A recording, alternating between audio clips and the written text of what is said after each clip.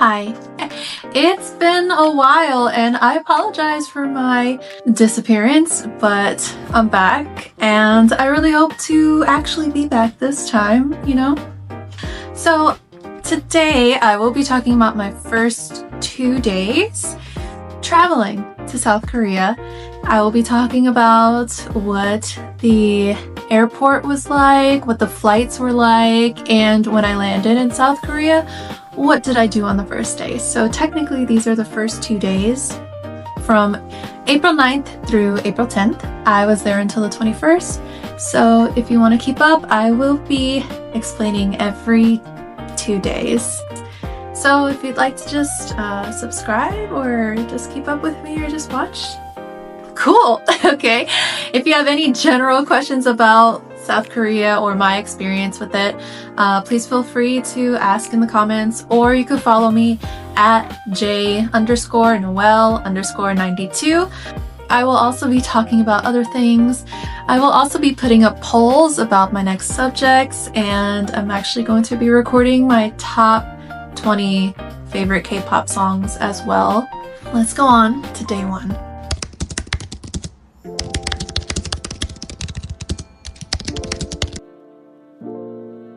Day one, my flight was at 5 o'clock in the morning from Raleigh.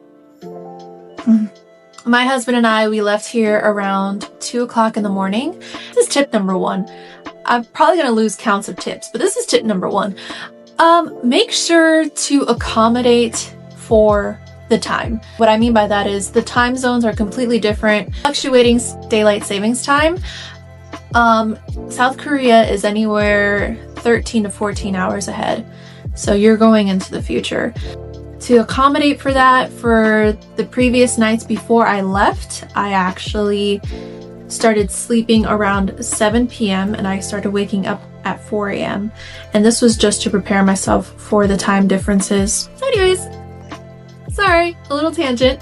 I went on the plane and we took off at 5 a.m. I actually paid extra for first class because I didn't want to pay for the bags. And my experience was fine. I flew into Dallas. I was very anxious, of course. My stomach was in knots. I tried to distract myself. I watched Just Go With It, the Adam Sandler movie with Jennifer Aniston and one of my favorite actresses ever, Nicole Kidman. I love Nicole Kidman. Say what you want about Nicole Kidman. I love Nicole Kidman. Okay, back to the subject at hand. I also watched K-pop Demon Hunters, and if you know me, I'm not a big fan of the movie, but I love the music. I could listen to the soundtrack on repeat, and I have. I watched that movie, try to get myself in a good mood, and when we landed, I had about an hour and 45 minutes to catch my next flight, which wasn't terrible.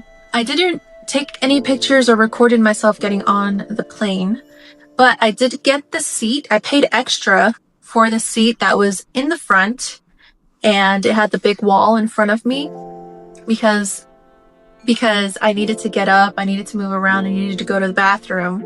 And I guess the bathroom situation wasn't fun. The toilet stopped flushing, and I tried to tell people like, hey, the toilet isn't working, and I pushed the flight attendant button. Nobody came out, and so people started going in the bathroom and they all started coming out looking confused. And then finally I actually wrote a note that said, do not use, and I put it in Hangul too, do not use. So I put it on the door, and finally the flight attendant came out. She read the note, she tested the thing, she put the note back up, and I felt great. I felt like I did a good Samaritan thing. You're welcome.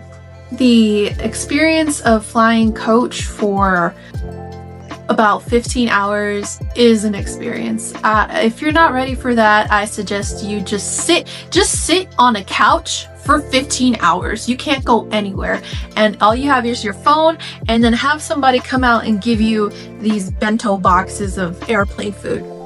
And you think, oh, I got that, that's no problem. Okay, the girl next to me, she had her friend from first class keep coming up and down and up and down and up and down and up and down. It was actually quite annoying. to be quite honest with you. They were friends, but he kept coming up and down and up and down.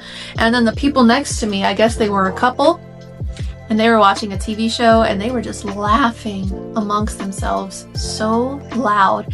And there I was, trying to fall asleep so I can be prepared for when I land, and all I heard was the pitter-patter of this girl's friend and these two laughing.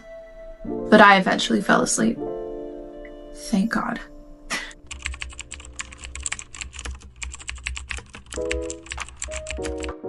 So when I landed, I had that airport experience where you land and then somebody famous is there. I walked out and there was a lot of people just lining up with cameras and signs. I couldn't read the signs because it was in Thai or Vietnamese. I'm so sorry if I really can't tell the difference between the two.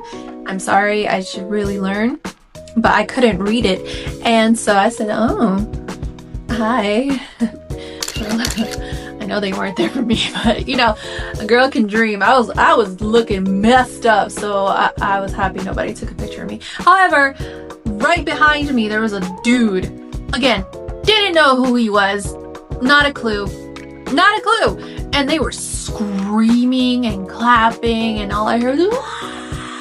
If you're as socially awkward as I am, I didn't ask anybody who this person was. I just wanted to get to my hostel. I went on booking.com and I got a taxi driver, and that cost me about $120. One way was $60 and the way back was $60. So he picked me up and he was really nice. It was kind of an awkward drive for about 90 minutes. We didn't speak to each other or anything like that. And I knew that I smelled horrible. I knew that I wasn't in the best shape to be talking to anybody. So all I wanted to do was go to the hostel, shower, take a nap, hit the streets. That's exactly what I did. I checked in. The hostel was fine. It wasn't my favorite because it was kind of co-ed. Even though the males were on the 6th floor, the females were on the 4th floor. The check-in was on the 4th floor. So the males came in and out either late at night or early in the morning to check in or out. And during social time, some of the girls invited the dudes on the 4th floor and vice versa. And I wasn't comfortable with that. I mean, you know, you wake up, you're in this little sleeping quarters, and take a shower, and you're in your shorty shorts or with no bra or whatever, and you see a dude just sitting there, and you're like, oh, hello. Anyways, I didn't talk to anybody when I was in there, so I just took a nap, and then I woke up. I dressed up. I had my hair straightened. That was a big mistake because it was very humid outside. Immediately my hair was like, so, you know, it's fine. It's fine. The first thing I did, what did you think I did? I'm gonna put a little box right here. What did you think I did? I'll give you some time. I hit the 7-Eleven. You bet your ass I hit the 7-Eleven. I missed the 7-Eleven so much. All I got was some coffee and a candy bar. So I hit the streets of Myeongdong. That's where I stayed. I stayed in Myeongdong. And it was so lively. If you are looking for a touristy spot where there's a bunch of things to do, clubbing, gaming, eating, just shopping, the food market was there, which I was very happy about. But please be warned, there's a lot of tourists there. A lot of tourists. Jest minha započítované. I'm so single. 这里也是有卖那个 strawberry。A lot of tourists. I was walking around like this because I didn't want to bump into anybody. I didn't want to be squished. I didn't want to be smothered. I have a thing about crowds, and I didn't know what the hell I was feeling at the time, but I was very overwhelmed, but I was happy to be there. I felt weird because I was recording, but there's a lot of other people recording as well. I saw some vloggers, I saw some models, I saw people setting up tripods and waiting for the crowds to come to a lull to take pictures. I felt like I had walked in a behind the scenes of these food vloggers on YouTube. And there I am judging those people as I'm like, put your phones away. I found the 3-story Olive Young town. I didn't go in there that day because I knew if I went in there I was going to spend a lot of money. And it was only day 1 and I said, no, I can't do that right now. I'll wait a few days before I left. I didn't wait a few days before I left. There was a guy singing I Want It That Way by Backstreet Boys.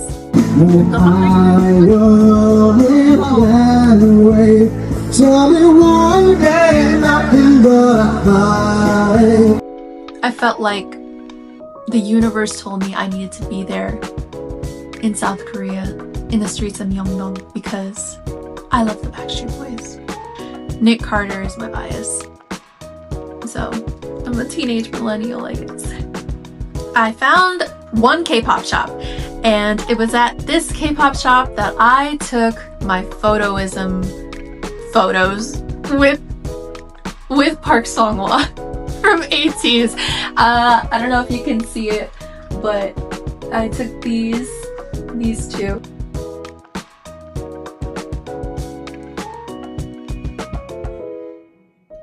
If you ever want to take photos like these, I suggest that you kind of time it around your bias's birthdays, because the only birthdays that had gone by for ATEEZ was Yuno and Songhwa, and the rest of the members didn't have their birthdays yet, so I couldn't take pictures with the rest of the members, but it's okay. I took them with Songhwa, and I eventually took them with Yuno, but you can't see them right now because you have to stay tuned to see them. But from this K-pop shop, I got Blackpink's Deadline album with Rosé on the cover.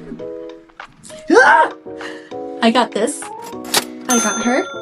She is my bias. I'm so happy for her success, and I wish her all the best. I'm mad she didn't get a Grammy, but it's okay.